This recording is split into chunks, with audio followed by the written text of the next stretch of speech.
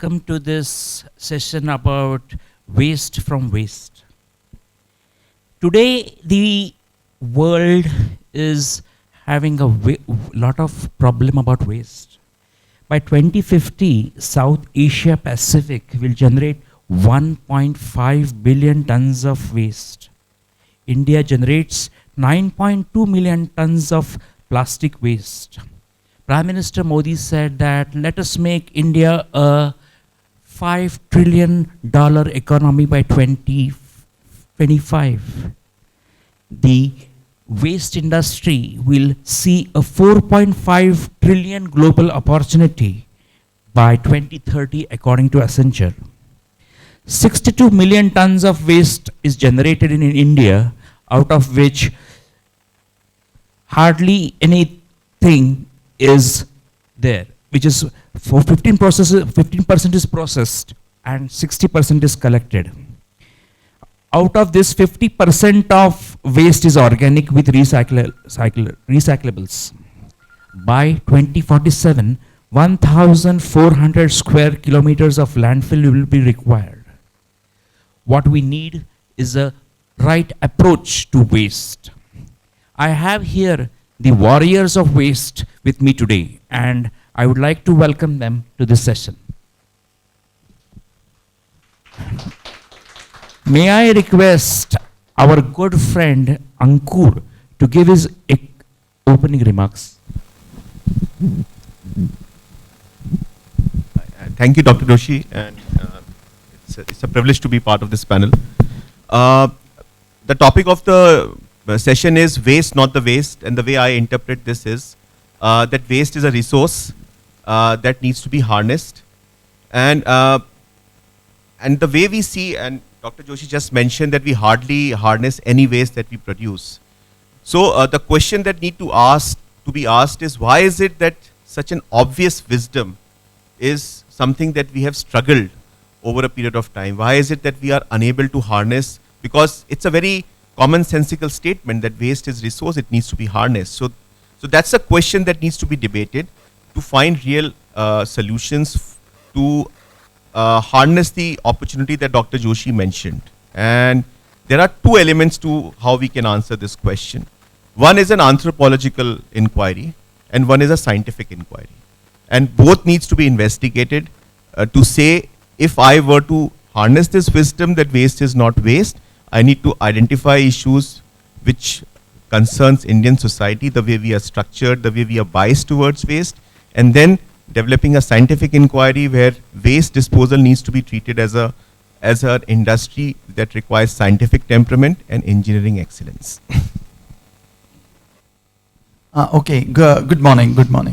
So at the outset, I want to compliment the organizers of PILF for outstanding showing, and also particularly choosing environment as a core theme of this conference. And some may wonder why environment as a core theme of this conference. Clearly, if you look at what's happening in the world today, it is the biggest challenge that the world is grappling with, whether it is climate change or global warming. Yes, there is a global economic crisis. We have had it before and we have overcome it. No reason to believe why we can't do it again. Indeed, global terror is a matter of big concern. We are all united in an agreement that if we have a political will, we can certainly eradicate global terror. However, climate change and global warming are quite different. They are unprecedented, it's a humongous challenge, and they affect everyone on the planet.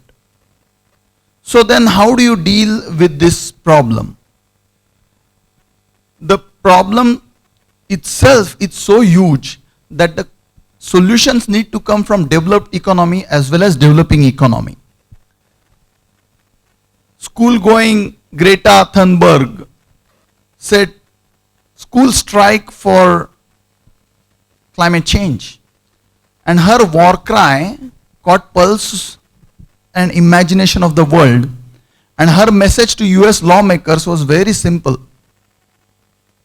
rally around the scientists, believe in science, unite behind them and take actions. Something that was also reiterated by the Secretary General of UN, that don't bring speech, bring action. So there is a dire need to take action. Now, there are solutions to combat evils of climate change and global warming. We may not actually be able to stop it, but certainly we can slow it down. And the ushering of the bioeconomy, circular bioeconomy, gives us a big hope. Those are my remarks. Thank you, gentlemen. It was very nice to hear you.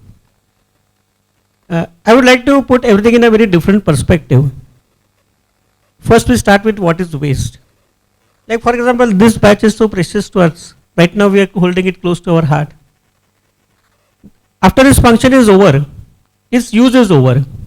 Had this been pure gold and studded with diamond, I would pack it very carefully, take it home, and put it in a safe. But since I know I can buy this at a price affordable to me, it becomes waste.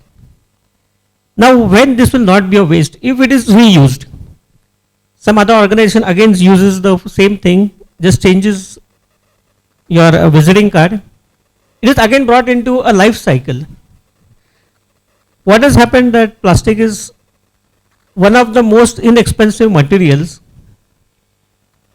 You can easily get it. It is not something that you can call as scarce or something which you have to be very, very privileged to own. That exactly has turned it into a commodity which is now being termed as waste. I won't call it waste. You may remember that in the initial days, we had a Fiat car which was passed on from generations to generations to generations. It would be remodified, repainted, reused. You never called it waste.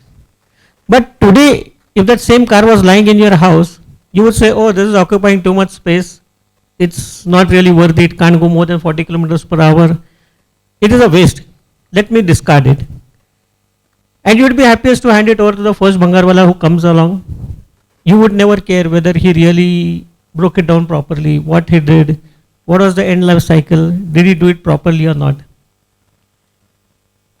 Those were days of limited resources. Everything was scarce. Today, unfortunately, with affluence coming in, everything, every small thing is too much abundant and very easily available. So we have lost that capacity to reuse, recycle, and to hand it over to the next generation properly. We say we can afford it. I can afford to throw this bottle away, so I'll throw it. Now there is a time that you have to again rethink. After the Pacific, the oceans, the rivers, your own water system getting filled up with this waste which we have discarded and thrown, we have to think, are we really educated? Are we really going to pass on a proper environment for our children to live in?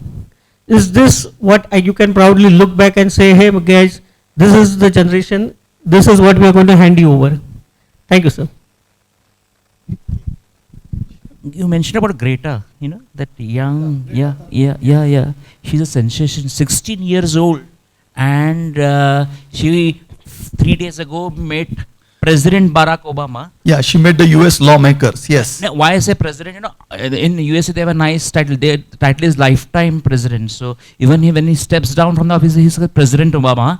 And when she met him, he said, I am not, you know, she is a terror to politicians. Absolutely. I used the word terror because President Obama praised her and she told him blindly, so she point blank, sir, I have not come here to hear about my praise. I have come here to find solutions from you. That's correct, yeah. So she says actions, Yes. not speeches. And I Yes. think her voice, her thoughts are resonating around the world. Absolutely. And she is blaming our generation.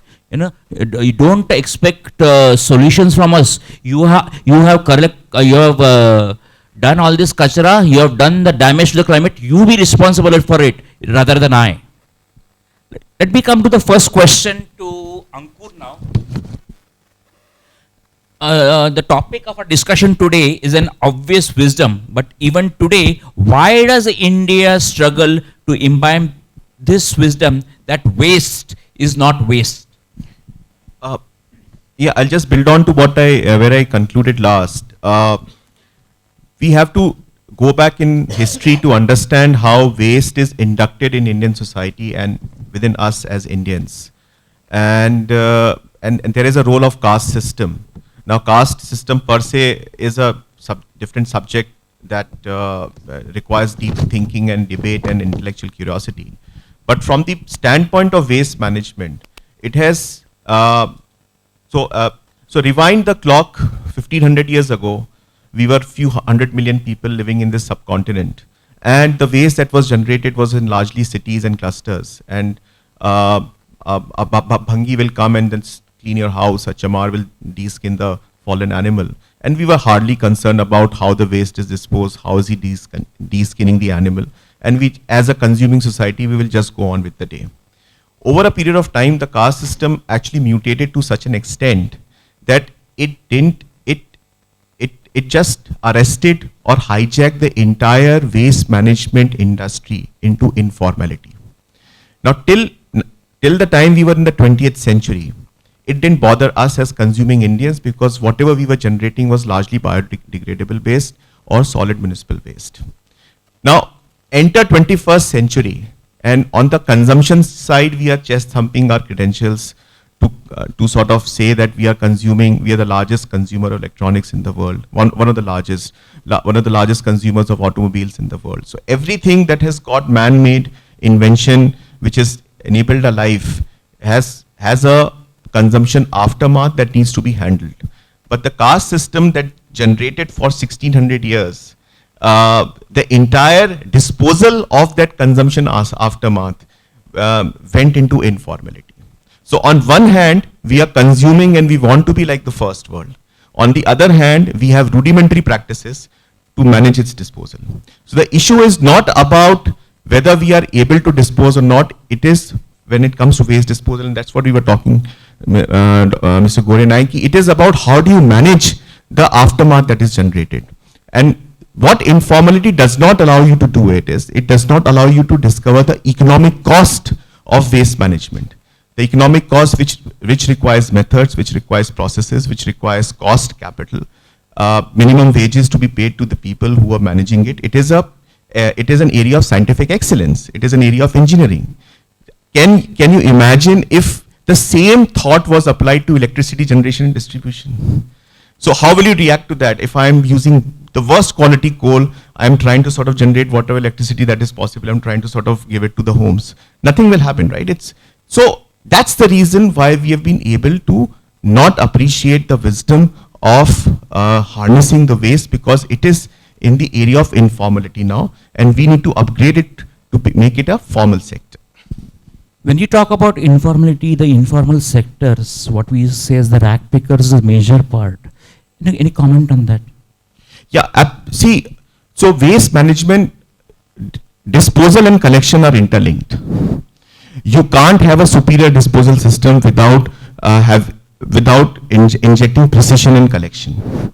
Now, because of the caste system, we are dependent on rack pickers to pick our waste. Now, that rack picker, believe me, with his naked hands, he's collecting needles, he's collecting medical waste, he's collecting is handling solid municipal waste, and then just going it and dumping it in the landfill. Till the time that waste is not segregated, till the time the waste is not collected in very precise manner. And I'll give you an example. We are talking here about gila kachra, sukha kachra, dry waste, wet waste. In Sweden, waste is actually segregated in 7 bins. So your kitchen waste goes separate, your solid waste goes separate, your plastic waste goes separate, your glass waste goes separate, your electronic waste goes separate, and your paper waste goes separate, wood waste goes separate. So because they have developed these precisions in collecting waste, they have formal industry. So it is not a commentary about rack pickers, it is about upgrading rack pickers to resource specialists. And that's the way we need to sort of harness this wisdom. 1 or 2% of the world's population is waste pickers. So in India, the figure that I have is, which I found while doing the research, is about 1 million people are there in the system in India who are in the waste collection, and there are 250 million households. So the ratio is that every waste picker, rag picker, is expected to address 250 households. Can you do that 365 days, 24/7? Expect one person to collect waste from 250 households. That's the ratio. When we see in our home that persons come to collect our waste, we said कचरा वाला आया है, कचरा वाली आए हैं. But do we give a thought to that? कचरा वाले वो नहीं, हम हैं. We are making the कचरा. That brings me to the next question to Dr. Utgikar. Can you throw some light on circular and circular bioeconomy? Okay, so let me try to connect dots here from climate change to environment, which is the theme of this PILF, and to waste is not waste, which is our topic of our panel discussion, by throwing some light on the circular bioeconomy. So basically today our economy is driven by fossil fuels. In other words, in technical terms, hydrocarbon based economy that we are running. Hydrocarbons, which are mainly found in crude oil, are the ones which are responsible for fulfilling all our energy needs, and also plastics and many products that are into everyday system. When we talk about bioeconomy, we are saying the economy should be based on carbohydrates. We are saying that the economy should be based on carbohydrates, which are mainly found in grains, fruits, vegetables and fiber, which are essentially bioproducts and renewable in nature. So we are saying that instead of meeting energy needs using fossil fuel or a hydrocarbon route, try and explore and evolve solution that use instead of hydrocarbons, carbohydrates, to make biofuels and renewable chemicals that find applications across the industry spectrums. So when we talk about biological resources, the waste element, which is context of today's discussion, comes in. If you look around, there is so much agricultural waste. We are all familiar with the brown clouding issues that northern territory or Delhi has. Ankur, you come from there, which is a result of burning of agri residue or a biomass after the harvesting in Uttar Pradesh, Haryana, Punjab. So that's agricultural waste. You can actually harness that waste. Rice straw, paddy straw, cotton cobs, you can name it, it's all bio waste. All that biomass can actually be now put under the process plants, and you can generate what we call as biofuels. So that explains the bioeconomy.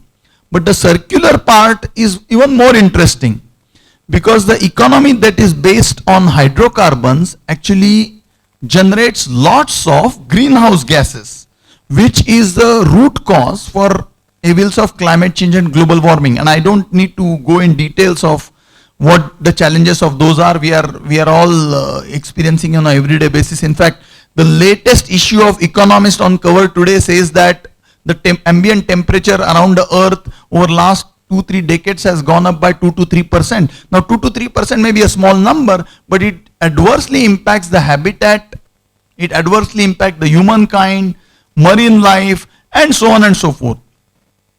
So if we can contain emission of greenhouse gases, now essentially we are saying carbohydrates are made by photosynthesis, which is by consumption of CO2. So the energy and the products are made using the biological route as a feedstock actually make a carbon neutral cycle. The plants absorb carbon for photosynthesis to grow plants, and then the products made from the biological route emit carbon. So in a way we are talking about a carbon neutral circle here. So if you look at the circle that is completed, and also the renewable resources. Now these resources are renewable. That means that the biological products made using biological routes can be used again to regenerate different products at the end of their utility life. So the circular element and the bioeconomy element is very interesting, that will curb or limit the emission of greenhouse gases, which in turn can help us, at least to some an extent, deal effectively with the evils of climate change and global warming. So that's really the circular bioeconomy aspect. It's a little bit complicated, but I thought, this is the way we can throw light on it. Thank you. The next question is to my Bajirao Singham of plastic waste, Nitin Gore. What is the solution you see to the plastic waste problem? It's a very simple solution. See, from crude oil, we got plastics using some chemical and some pressure temperature conditions. We can go reverse and again make crude oil. It's as simple as that. We call this process pyrolysis. Let me just give you an example. India generated 16 million tons of plastics. Now this 16 million tons was brought into the system. Today or tomorrow is going to end up as scrap. From this 16 million tons, we can make at least 12 million tons of oil. 12 million tons of oil is saying India is oil sufficient. I would say the poor Arabs, they dig deep into the ground, take out some messy liquid, make oil and sell it to us. Poor guys. Whereas we rich Indians, we live in solid oil. Only we have to be careful enough to pick that oil, process it and bring it into system. Or like our old Namabi style, we can say, oh, it's not in my style. Thank you.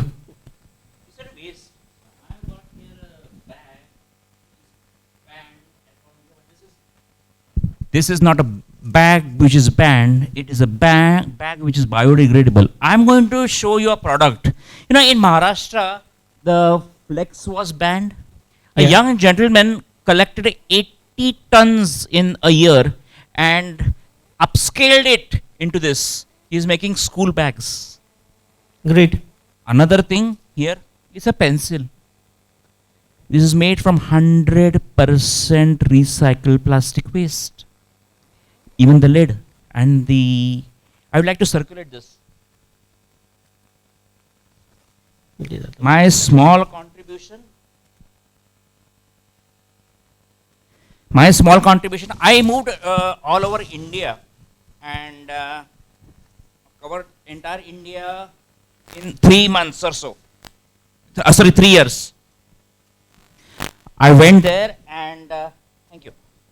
I went there and collected 200,000 plastic bottles and made the world's largest T-shirt. Show it, please. Made from 100% recycled plastic bottles. This one T-shirt is made from 11 recycled plastic bottles. This became a Guinness record in 2018, where the T-shirt we made weighed 2.5 tons and a length of 97 meters and width of 70 meters. The Indian cricket team uniform of 2015, made by Adidas, is also made from 33 recycled PET bottles.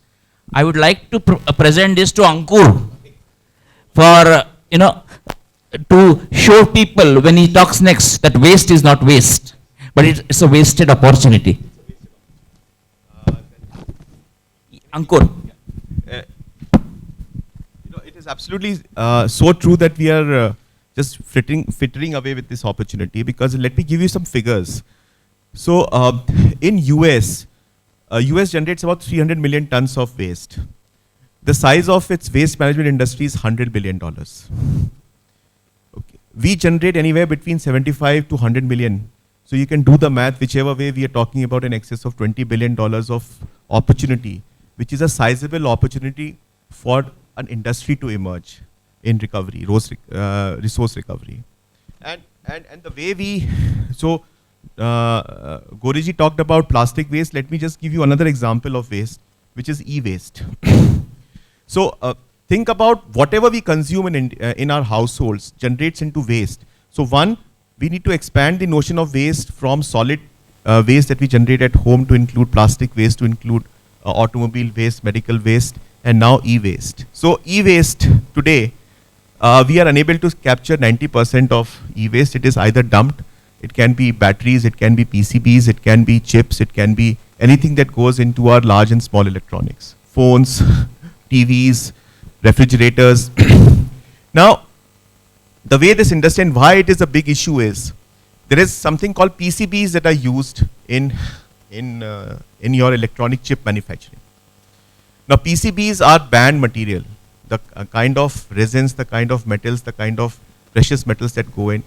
Some of these metals in their natural state are banned. But because they are in PCBs, they are in benign state, they go into manufacturing. Now, when we dispose this, the waste collector will collect it, and he will hammer out, will segregate plastic, will segregate resin, will segregate PCBs. In that hammering in the open environment, you actually release PCBs in the air.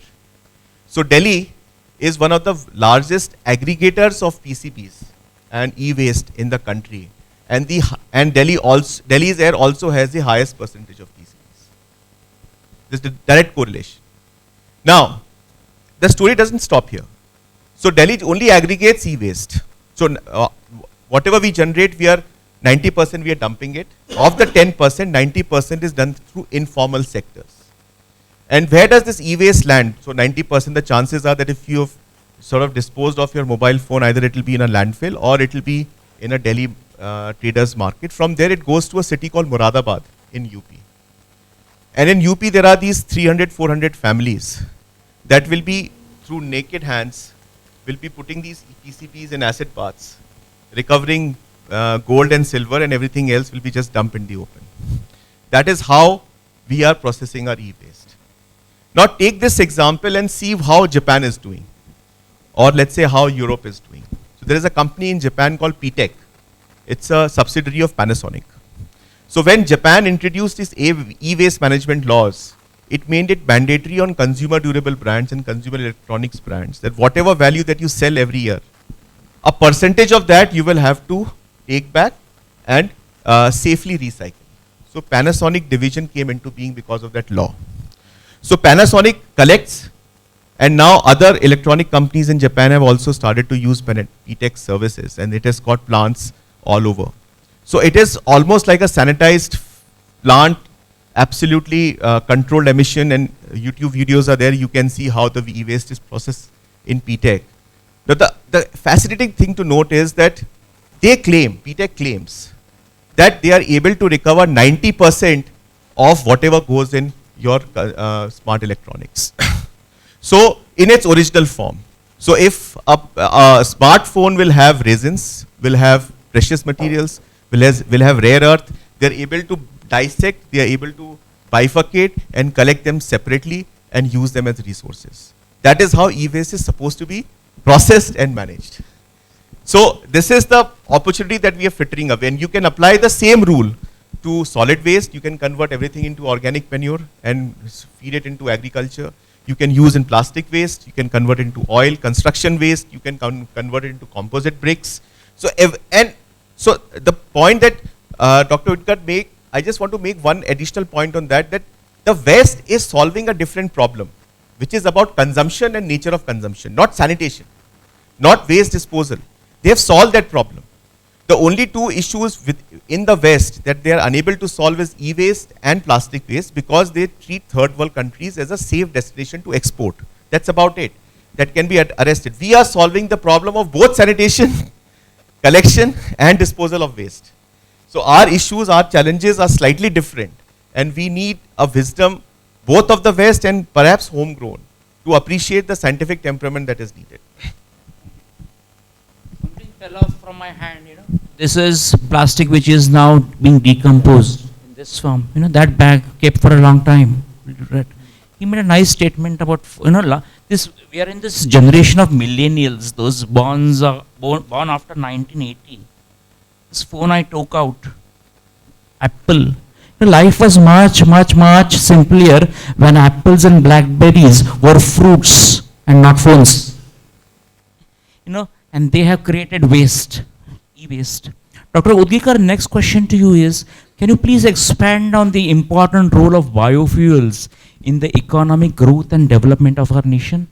Sure, why not? So basically we explained that the biofuels are made out of biological resources, which is agricultural waste or biomass.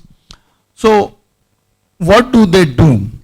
So basically they contain the greenhouse gas emission. It is a captive resource, it's a renewable resource, it's available in abundance. So it solves problems in 4 major categories. One, to do with energy. India imports 80% crude oil from outside. So to that extent we are vulnerable when it comes to energy security. So use of biofuels is a big step forward in terms of attending energy self-reliance. So it tries to help in the area of energy. Second, economics, because we have a huge import bill of oil. Fluctuating dollar, plummeting rupee only hurts us exponentially.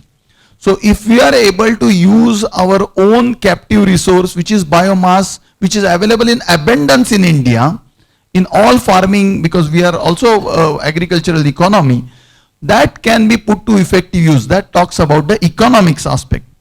Then the social aspect. One of the biggest challenge India is facing is inclusive growth. The urban centers are growing at a bullet train pace and the rural areas are still at bullock cart pace.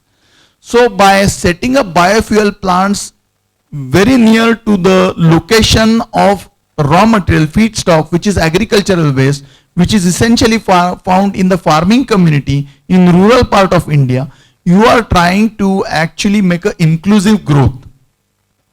You are trying to create employment for the rural youth.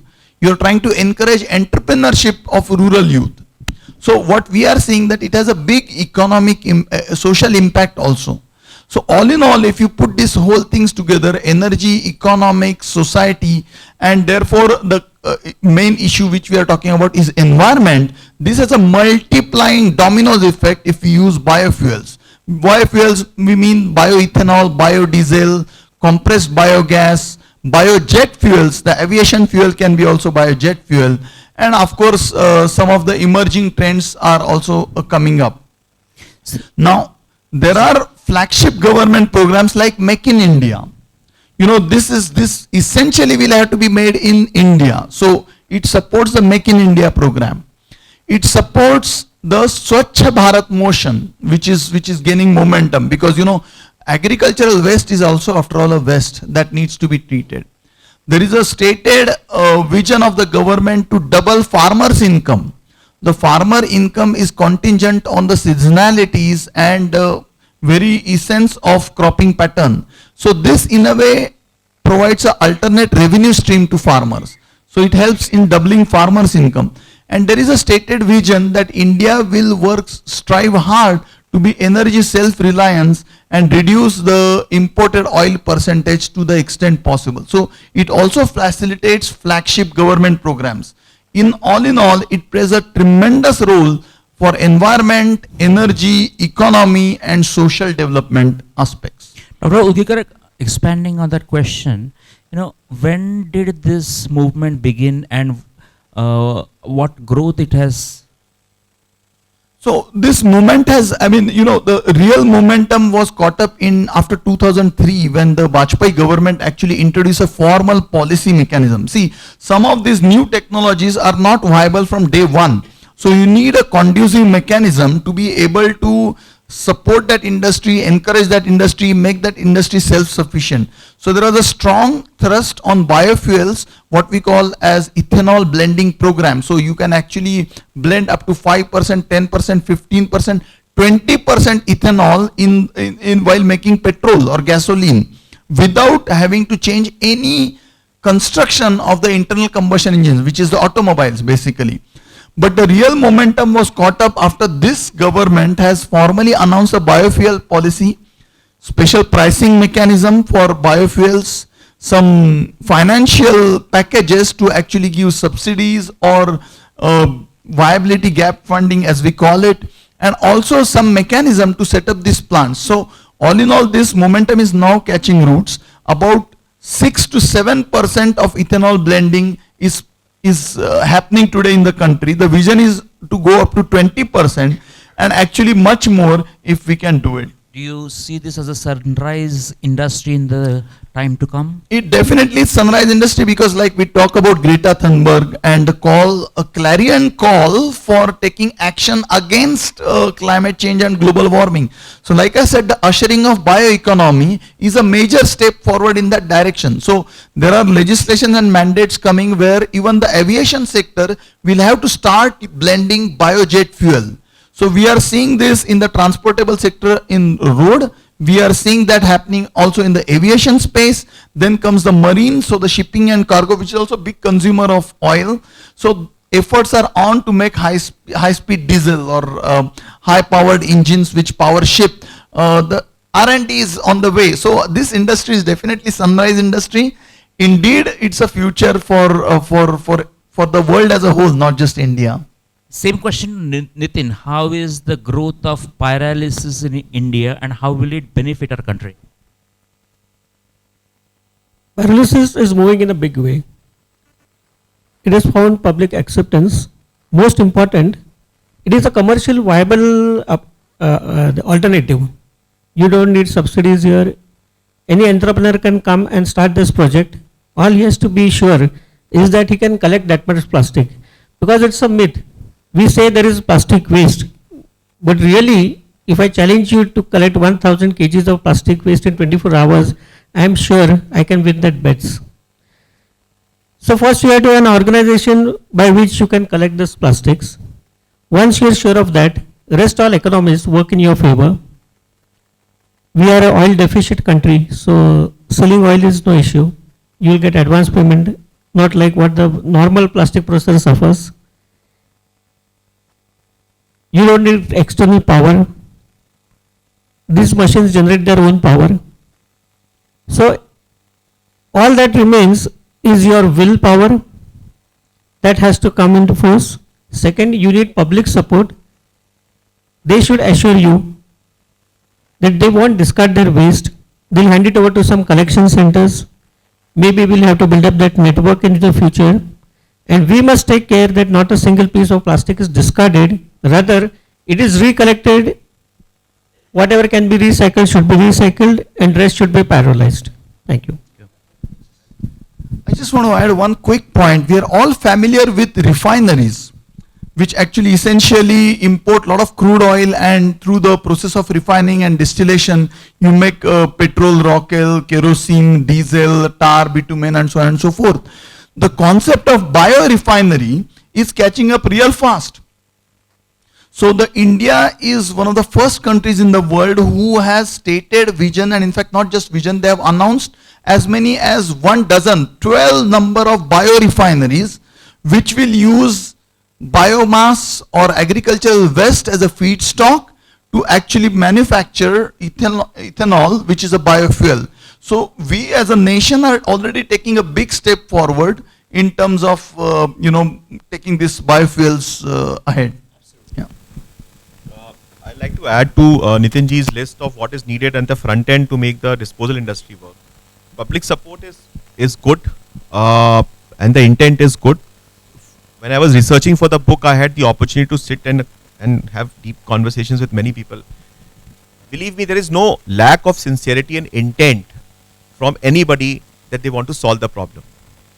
If you talk to investors, they are ready to put in money in this sector. The question is how. And there are some fascinating 2-3 aspects that have emerged if you benchmark ourselves to how clean countries in the world today solve that problem.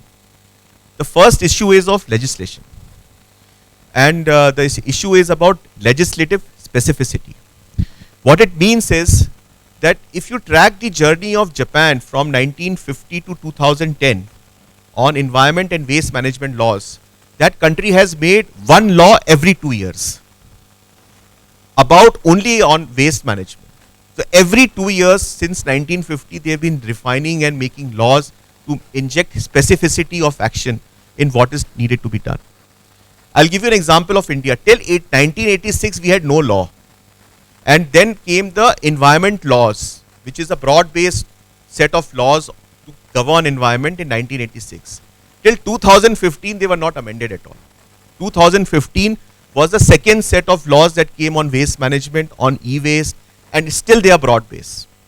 They are not talking about these issues. So legislative specificity and legislative urgency is very important. Till the time we don't address that issue, all these will remain intent, believe me. There is no dearth of intent, sincerity and capital. The second issue is local governance. Local governance, again, if you benchmark with the world, you will find that the value chain of waste management is broken precisely into two parts: waste collection and waste disposal.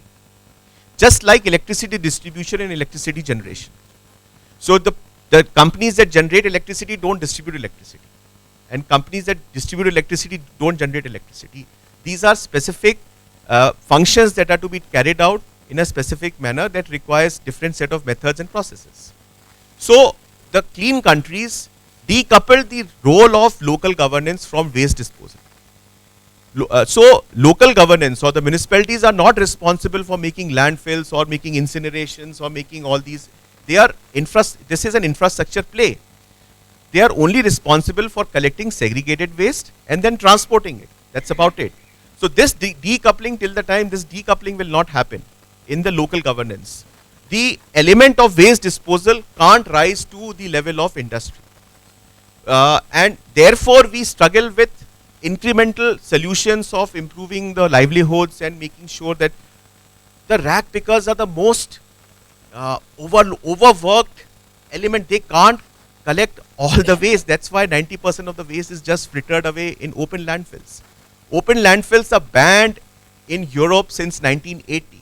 They are the biggest contributors of methane, and 80% of our waste just goes into open landfill. They are nothing but methane chambers. You are emitting methane from open landfills.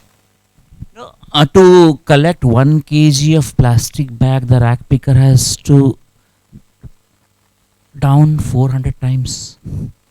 So who will give value? अभी अच्छे दिन आए हैं कचरे के भी. Literally festival is having us all here collecting all the kachra walas. Before I open this to the audience, I would like to play a 3.5-minute film. Can you please play the video?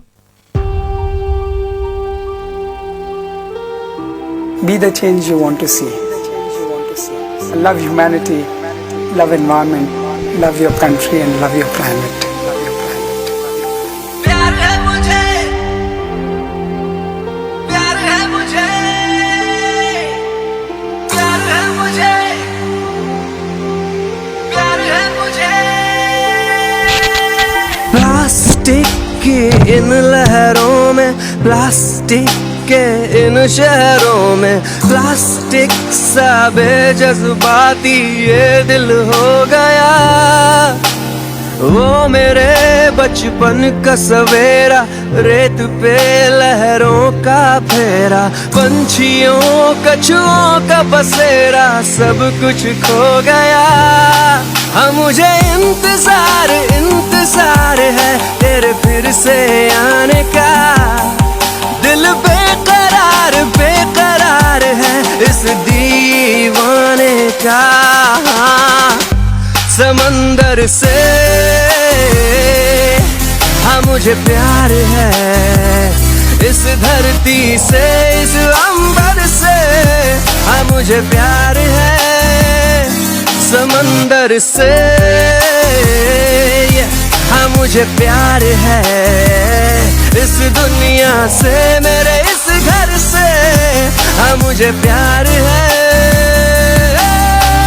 प्यार है मुझे इन लहरों से, हाँ प्यार है मुझे इन हवाओं से, प्यार है मुझे मेरी नदियों से, हाँ प्यार है मुझे मेरे पेड़ों से।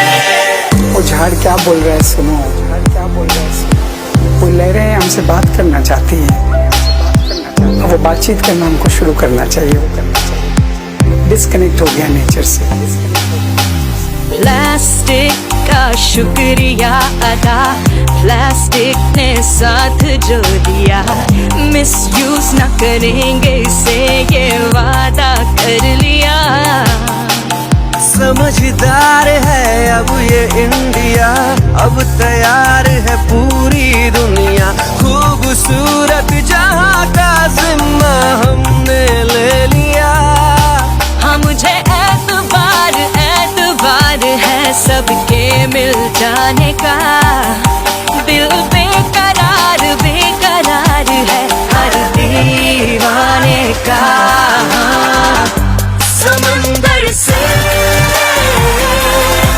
हाँ मुझे प्यार है, इस धरती से इस अंबर से हाँ मुझे प्यार है। समंदर से हाँ मुझे प्यार है, इस दुनिया से मेरे इस घर से हाँ मुझे प्यार है। मोरी चुनरिया रंग दे,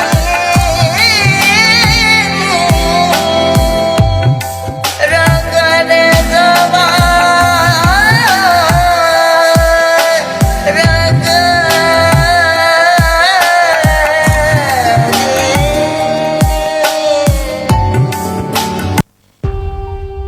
Can you please, that is the world's largest beach cleanup in Warsaw, Advocate Afroz Shah. He is the recipient of the Champion of the Earth Award from the United Nations. I would now like to give the mic to the audience for questions. Question is open to anyone.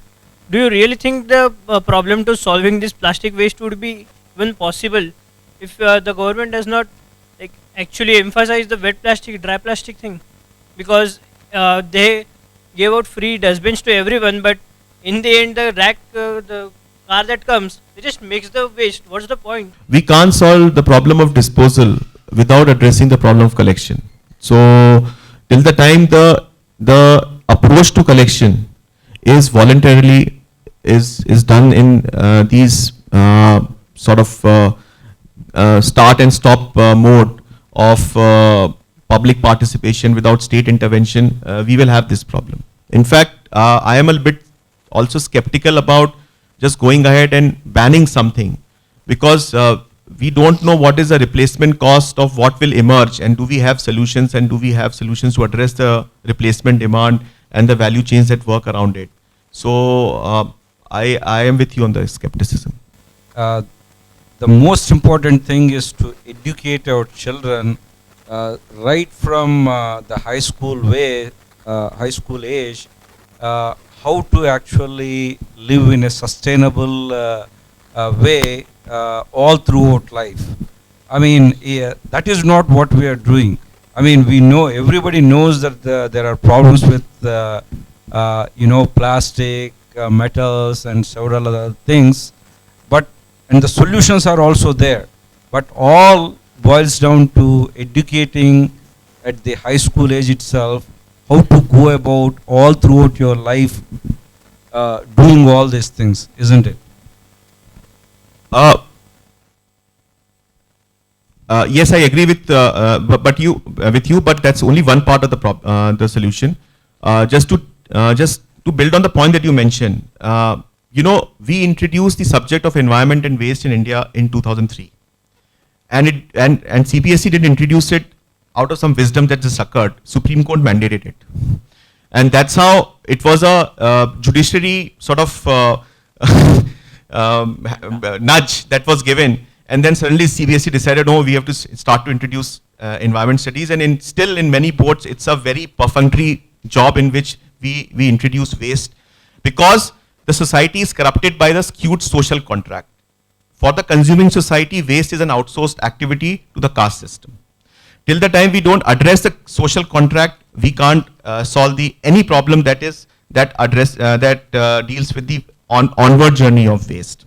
So education is one part. It needs to be more proactive. It needs to be more practical. It needs to have mandatorily volunteering services, and that's how waste is taught in many schools in many parts of the world. But that's only one part. The second part is that the economic cost of managing waste needs to be discovered in India. We have not discovered the cost. What is the economic cost from waste segregation to waste collection to transportation to logistics to putting it in manufacturing and recovering. It's an engineering exercise. Up till now, because we have not discovered the cost, it is an informal sector, and people just make their way around by doing the recovering the residual value in value terms and just go by the. That's not how you form an industry. Again, coming back to electricity, imagine if the same thing was happening with electricity distribution and generation. So these two things are needed in parallel. Again, voluntarily intent of citizen will not solve the problem. If I say that, oh, everybody is committed and in the room we are committed, but you step out of the room, what needs to be done? so these are the actions that needs to be done.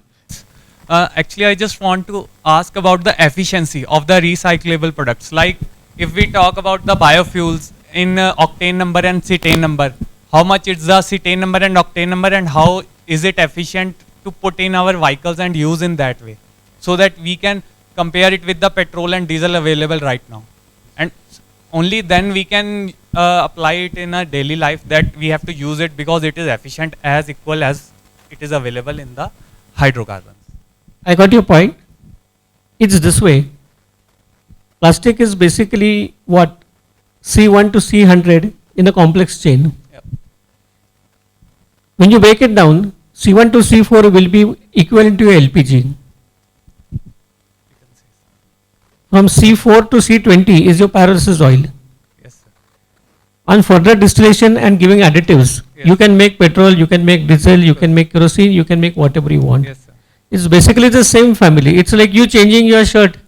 Tomorrow, if you wear Western attire, you will be termed as a Westerner. You wear dhoti kurta, you'll see it's come from village. But you are you. Same thing, molecules, they have their own tendency, they behave the same way, whichever source and whichever way you have brought them from.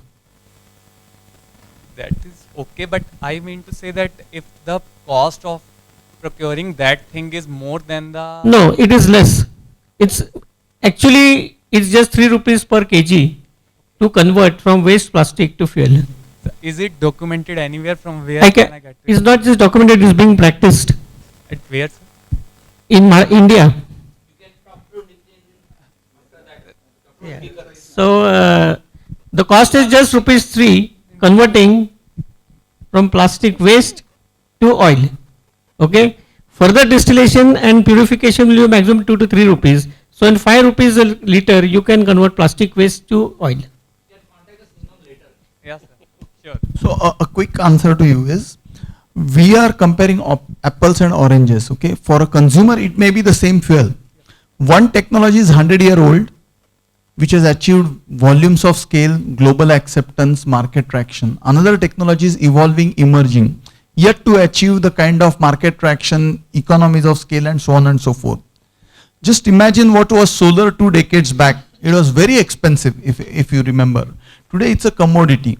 So biofuels is no different. I think it is unfair to compare two products which are at a different stage of product life cycle.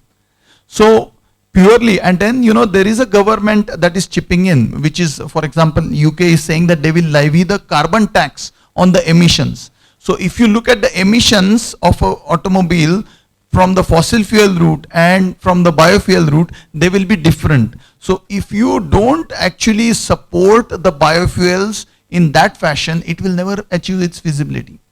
And this debate, not just for biofuels versus fossil fuels, but it's there for any established technology versus emerging technology. Till the time a critical volume and economies of scales are achieved, there will always this question of financial viability. That's a general perennial truth. So that's a great question, okay? We get this asked every now and then. By electric route, are you really solving the greenhouse gas emission problem? The electricity generation through combined cycle power plant, thermal, still results in emission of greenhouse gases. That's point number 1, right? You don't see it, but somewhere where power is being produced through using oil or coal or natural gas, there is greenhouse gas emission. That's point number 1. Secondly, how many years the CNG stations are, CNG fuel is available, and what kind of distribution situation there today? Don't you see CNG stations, huge queues of vehicles, which means to set up the kind of infrastructure for electrical charging is a humongous task. You can't undermine it. Point number 3, the problem of caustic waste disposal of batteries is still not 100% solved. So if you look at, and then last point quickly, yes, you will going forward have all electric cars. What about the legacy car and population? We are still using 20, 30, 40-year-old run Fiat taxis in Bombay. So this debate is endless. But yes, that's a new, that's a route that will gain momentum, not at the expense of biofuels though. I have to conclude now because we have overshoot the time. Generation of millennials, and as GDP increases, so has the waste. All of us have to find solutions. It's like romancing the waste today. Thoughts are forever, so is waste. Upcycle, recycle, and do not waste the waste. Thank you.